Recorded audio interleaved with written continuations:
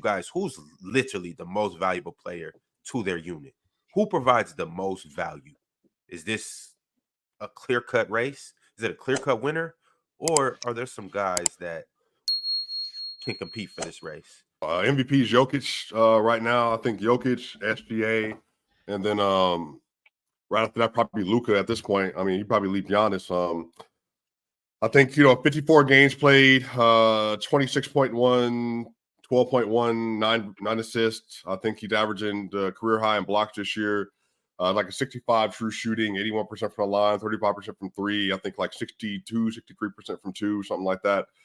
Shooting 50% from mid-range. Like 66, 65% from like that little floater area. Just insanity. I think just in terms of most valuable, I think he would take that award. But I mean, they are Charlotte without him. Basically, they Charlotte without him. Yeah. So I think some of that just chill. That's just the way they got. That's the way the team's built. Similar with the Cap without LeBron. Like, when you build around an infrastructure or an idea, I think when that player's not there, they're just a much worse team. So I think for me, it would be Jokic at this point. I think chill. Go ahead. We don't differentiate. And I don't mean us on the panel, but a lot of people don't differentiate what a primary ball handler is and a guy who we run the offense through. They run the offense through Joker. He's responsible for their offense getting guys open. But the system of their offense, he's responsible in that aspect. And he's so good at it. That's why their offense is so good. And he puts so much pressure on the defense, running the floor, being able to crack the long ball, his ability to pass.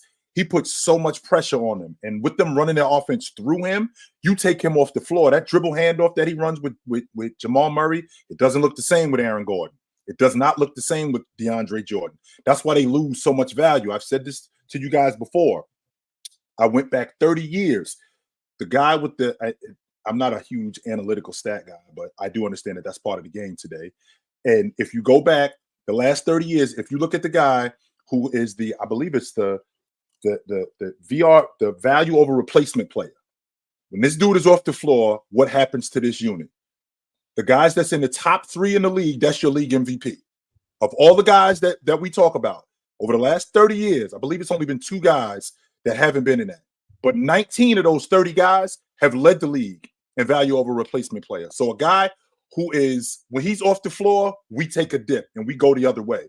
And Joker is that guy. When he's off the floor, so many other things don't work when he's off the floor. That's why when Mars brought up his plus minus when he's off the floor, I think that was funny. But him, I still have to say Jayson Tatum, because I'm still having a difficult time with the logic that the best player on the best team in the league is not in the MVP conversation. That just has that very rarely has that happened.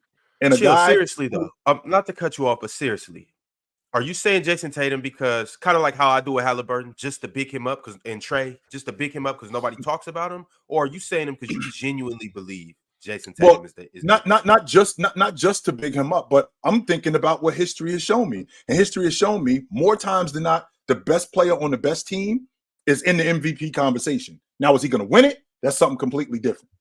But the fact that Chris Paul finished 4 in 21 though, so remember they had the best record in the league at the time. So right.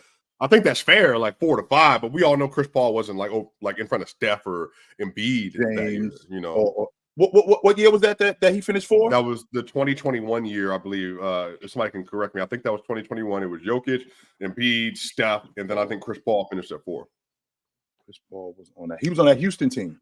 No, this is the Suns team. Remember Phoenix when they went to the NBA championship that year. Yeah. Right. Yes, I'm sorry. When they went to the NBA championship, he finished in the top 5. So sure, I can definitely get with that. But when I think about Jayson Tatum, him improving every year, and I mean where he is this year, the fact that he leads that team in scoring, he leads that team in rebounding, he's shooting one of his highest field goal percentages of his career this year. He's playing better defensively, and the fact that they're better. And that has a lot to do with him. It's not like Porzingis and Drew Holiday got on the crew. Before they got on the crew, this team was barely making the playoffs. They was a game away from being in the NBA championship last year. The year before that, they was in the NBA championship. So, I mean, he's definitely one of the best players in the game. And the way he's playing right now, I definitely think he's an MVP candidate. I think most people think Luka. For me, my MVP of the league is Shai Gilgeous-Alexander. I think I've said that. I think I've said that a few times so far when I've been up here. For me with SGA, when I look at the most valuable player of the year award, now I'm worried about them having to play a older team in the playoffs, maybe a Warriors or maybe, a Lakers, just because they're still a very young team. But SGA has really single-handedly, to me, accelerated the clock of this Oklahoma City Thunder team. And this is a team really full of kids. Like, these are a team full of kids with one guy who's 25, going to be 26. And I think the way Oklahoma City is trending right now, I think if you pull SGA off this team, I don't think they're second in the West. I actually think if their best players are Chet Holmgren and Jalen Portland. Yeah, they're down. Yeah, exactly. And so because of that, I look at what SGA is doing. I think he is masking a lot of the youth on this team. And, the thing that scares me most is, like, this team don't really know, they don't know what they don't know. You know what I'm saying? Because they've never really been in a playoff environment, a high pressure situation. And they're going to be in that next year. This year, they're going to play, probably one of the, an experienced veteran-like team in that first round of the playoffs. And I'm excited for that, obviously, to see what that team is capable of. It might be a changing of the guard, but I think what SGA has done for them, I think we got to give him some credit. So for me, he's my MVP. And then also, too, we go with we have the logic of, the best player on the best team, best record. They're really they're a game or so behind Minnesota to be the number one, to be the one seed out of the West. And I think for what we've talked about, the Western Conference being one of, over the last decade, the best conference in basketball, for them to be where they are in that conference, I think it's a big deal, and we're not talking about it. So I think SGA for me he's 100% my MVP, and I'm really I'm excited to see his growth. And I like the Gordon Hayward pickup. For me, I thought they needed another big. I think that's going to be their Achilles heel if they have to play a team with better inside presence. Like, I don't think they'll match up well against a Lakers, just because I don't think they'll be able to out rebound them. And Lakers are one of their differential on the free throw line because of how much inside presence they bring to the game. I think that'll be a hard matchup for Oklahoma City, but outside of that, SGA. If I had to pick an MVP, I'm going SGA. Go any further, I want to make sure we clarify. I think I said Jayson Tatum before the season started. I think Joker is going to win it, though, which is what I said. I said Jayson Tatum before the season started, but I think Joker is going to win it. But if you had the sole decision to make, you're going with Jayson Tatum. Joker. Okay. Luka Doncic is the MVP. Based on what basketball has come to, Luka Doncic is the best player in the association. And that's, I don't really know if there's too much we can debate about that. Who I think is the most important player on their team for this season, who should get MVP, is SGA. I don't think there's anybody more. I don't think there's anybody more important to their team than SGA. I think without SGA, I think that team is not even as good as Portland. I don't know. Well, no. I'm tripping. Chet. No. I'm gonna stand on that. I don't think OKC's better than Portland without SGA. Jokic, Luka, and Giannis, probably. Jokic, Luka, Shai, Giannis.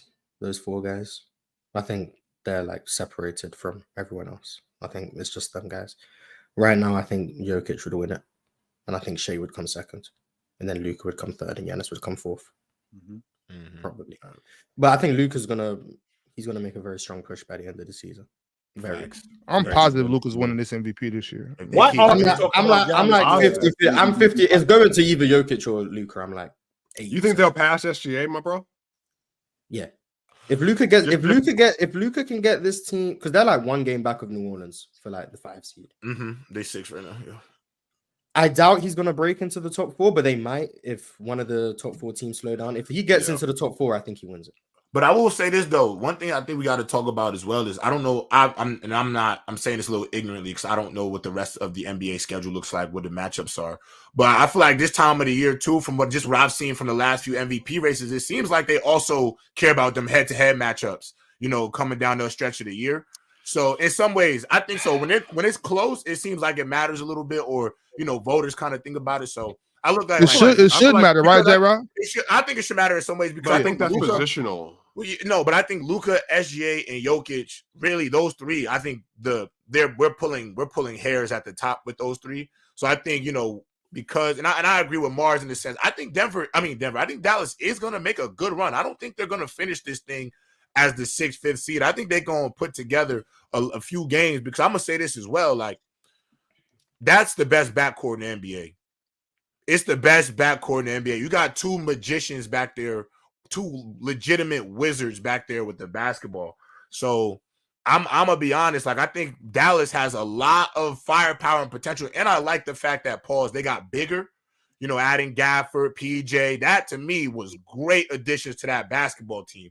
So that I don't think that 7-game win streak is fluky. Like I think this is something that we're about to see a trend. So I think once it starts getting to that point, like let's say Dallas moves up to like that 4 or 3rd seed potentially, or they're a few games out of that 3rd seed. I think those last few games towards the end of the season, those matchups I think are gonna really sway voters because at the end of the day, you got to remember, y'all, voters are human. Like voters are legitimate. They work in media. They have somewhat, whether they want to admit it or not, they are a little biased, to certain players just because they're human. So I think that'll matter coming down that late stretch. It's the player choice way. Yeah, them boys don't get it started. The player choice way. You're the player choice way. Come and switch lanes into the player choice way.